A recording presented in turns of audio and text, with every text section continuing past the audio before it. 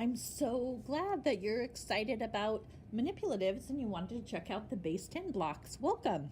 All right, well, we are going to start with this first unit size. This is equal to 1. If I took 10 of these and I put them all together, 1, 2, 3, 4, 6, 7, 8, 9, 10, that's a rod in base 10 blocks.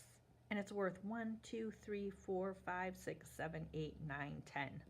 One of the really great things about base 10 blocks is that when you keep 10s together, or a few single ones together, it's very easy to see how much you have altogether, because then you can just kind of skip count by tens, 10, 20, 30, 40, 41, 42, 43. And so visually it's very easy to see how many are there compared to this, right? A pile, it's difficult to tell how many there are altogether.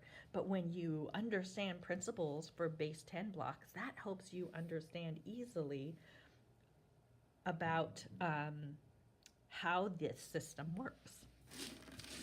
All right. So another thing about this rod is if you look at it this way, you can also think of it as measuring something linearly. So this is worth 10 units, right? 1, 2, 3, 4, 5, 6, 7, 8, 9, 10.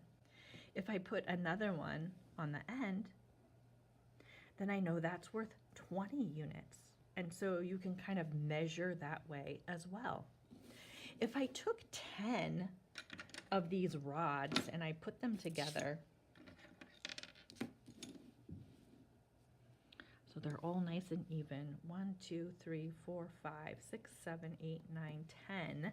Okay, so 10 rods all together make a flat. I could count them individually, 1, 2, 3, 4, 5, 6, 7, 8, 9, 10. But since I know that a rod equals 10, I could even skip count. 10, 20, 30, 40, 50, 60, 70, 80, 90, 100. So I know that a flat equals 100. I can also think of it as an array. So I can see that there are 10 rows and there are 10 columns going this direction. So 10 by 10. When I think of it that way, I can also think about area. This is the length, and this is the width of my area. It's as if I'm multiplying this side, the number of parts on this side, by the number of parts on this side. 10 times 10 equals 100, and that is measuring this whole area. You measure area in units squared. And the reason that is you have two dimensions, the length and the width of something, in order to find the area. So it's measured in units squared. 2, 3, 4, 5, 6, 7, 8, 9, and 10. Now I have a block. And because I know each of these flats are worth 100, I can skip count by 100. 100, 200, 300, 400, 500, 600, 700, 800, 900, 1,000. A block equals 1,000. Now, when I think about this, I think about volume, because I can see that volume is the space that something occupies, or the space that something takes up. And so It's interesting because it's measured in cubic units. So we have the length, we have the width, but then we also have the height. So we're looking at 3 different dimensions in order to measure the size. And so it's measured in cubic units. Another really great thing about using these base 10 blocks is they coincide with our number system. And so I can put out a few of the single units, and I can take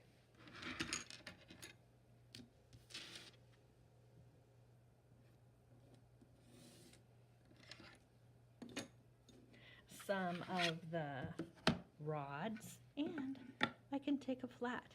And I can easily see the number of units that I have altogether because I know this equals 100. I know each of these equal 10, 10, 20, 30, 40, and then there's 3 single units, so 143. I have ones, tens, and hundreds that I can represent with these base 10 blocks. I can even think about it in terms of decimals, which is really cool. So this single unit, I know there's 100 of these in my whole.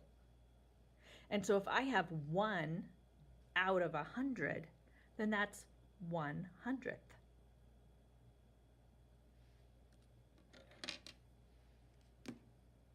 I know that there are 10 single units in the rod. And there are 10 rods in my hole, which is the flat. And so I have 1 out of 10, or 1/10.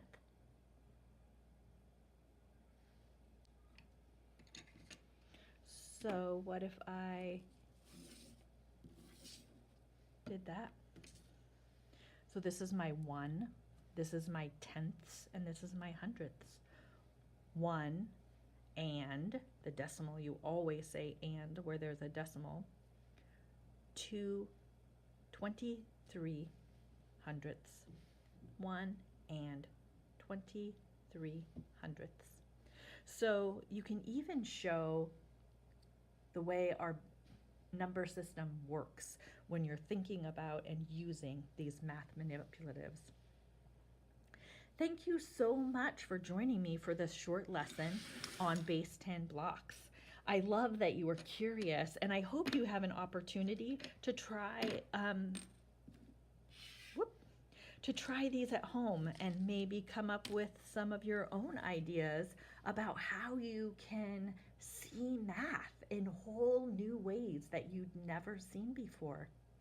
You can move these, you can add to them, you can take them away, you can build with them in a way that helps you understand math concepts and see math concepts. They just kind of are revealed in your hands.